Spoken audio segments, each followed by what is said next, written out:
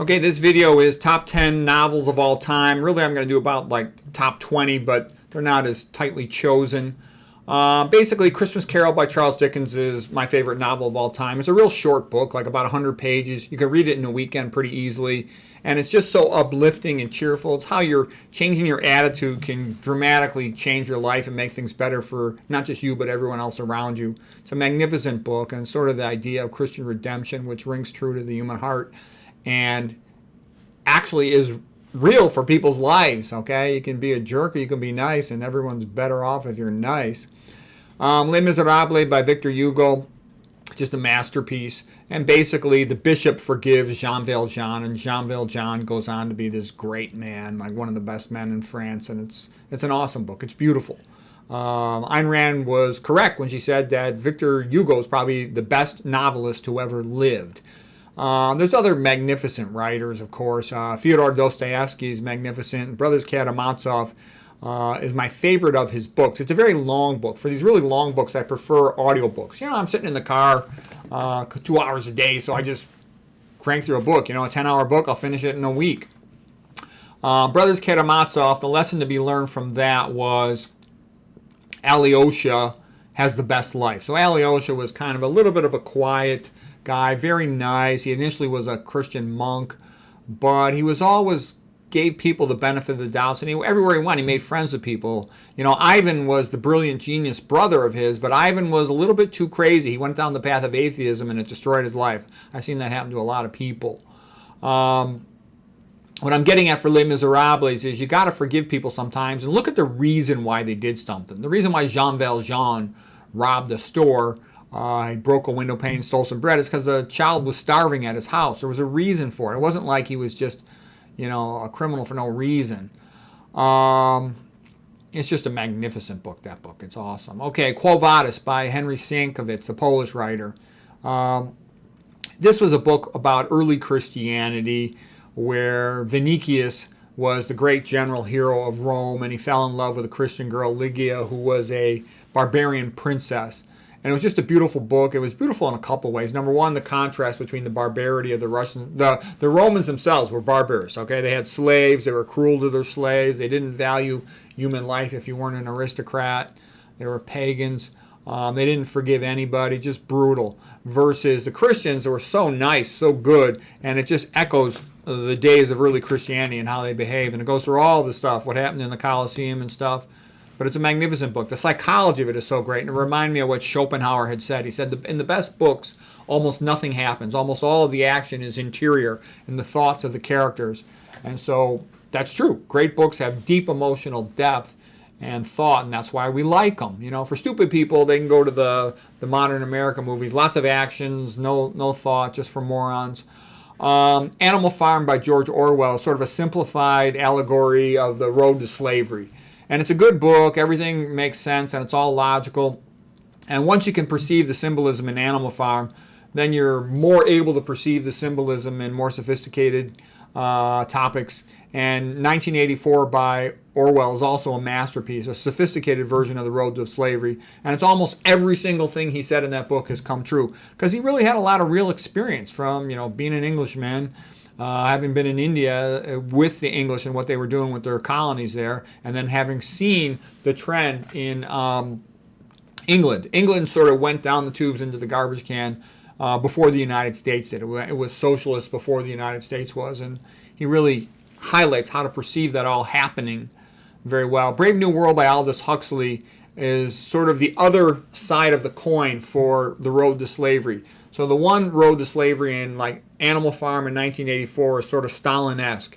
This brutal lack of freedom, atheism being pushed onto people against their will, versus Brave New World is sort of the encouraging of hedonism, like with the opioids, with the pop music and the pop entertainment, getting rid of religion, tricking people into approving of modern art, just making people very weak, breaking apart the family, breaking apart the church, breaking apart the close bonds of individuals, making everybody sort of this single person automaton with no moral, ethical, philosophical foundation. So they're a bunch of like farm animals.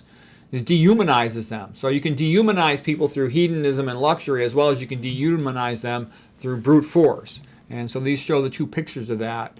And I really wish more people would read these books and know what was going on, because I'm very sad for the future of the United States. What I see is, over the course of my lifetime, the population just gets stupider and stupider, and they're going to be forced into slavery. We're very close to it already, and it looks like it's going down that path. I hope it doesn't. Okay, the next book was A Tale of Two Cities. What I thought was great about The Tale of Two Cities was the recognition of how much the people running France in the 1790s hated the other people. Because I think what the typical American doesn't realize, they've gone to a public school and they've got this just low IQ, moronic version of the world. And they don't understand. There's people who run the world who really, really, really don't like them and want to depopulate them and sterilize them and lower their numbers. And they don't even see it coming, all the typical morons. And I feel bad for them because it's happening, okay? And The Tale of Two Cities makes it pretty darn clear the way things go down. So I strongly recommend reading that book or watching the movie to get a sense of it. You can't navigate America well until you realize that no one cares about you, no one is going to help you, no one is going to save you. You have to educate yourself and learn what it takes to survive. If you do that, at least you got a chance. If you don't do that, you don't have much of a chance. Atlas Shrugged by Ayn Rand. It was a great book, and it really kind of comes clean on how socialism pushes itself in. She calls it altruism, and I think that was a bad choice of words because it makes her look bad. But the gist of it is correct. What Ayn Rand says is that everybody should live for their own benefit and be nice to each other. The smallest minority is the individual. If you respect individual rights, then everybody will be better off. And she was an absolute genius. Ayn Rand, I think, is the smartest woman who ever lived. And if you dispute that, just go read her quotes. They're extraordinary. At first, I wasn't impressed by her. I heard all kinds of bad things about her. But then I started to read her books and read her quote, and I'm like, wow, is this lady smart? Holy crap. Okay, Da Vinci Code by Dan Brown. Now, there's a lot of things in Da Vinci Code that are dishonest and wrong, but man, is it entertaining. It's a super entertaining book. I just read that book like in a weekend. It was so entertaining, I couldn't put it down. The movie stunk, of course, because once Hollywood gets their hands on anything, they ruin it. But the book itself was extraordinarily entertaining. And I read a lot of books, too, because I wanted to be a writer. And so I would look at the style. It's one of the biggest bestsellers ever. And the style of the book was fantastic. The cliffhanger, every chapter, he'd leave you hanging that you want to get to the next chapter. It was fantastic. Okay, Hamlet by Shakespeare. A lot of deep thought. This is one of the best novels and plays of all time, the top 20. What I liked about Hamlet, he shows you a situation when the people you love betray you, when society's just, going to hell in a handbasket. And what do? Do you just go along with it? Do you, try to, change it? It's sort of magnificent. Such a noble book. But, Shakespeare, Hamlet was a screw-up, though. I mean, he made things worse. That's not a wise thing to do.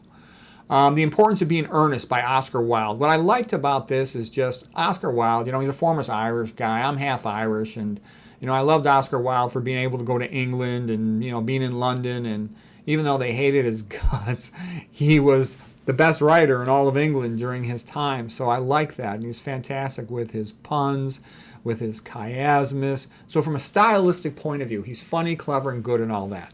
And he was a Catholic. He certainly was a Catholic at the end. So he's interesting in that sense. In other ways, he's a little weak, doesn't have a lot of philosophical depth. He pissed me off with his own personal life where he became an alcoholic and abandoned his children.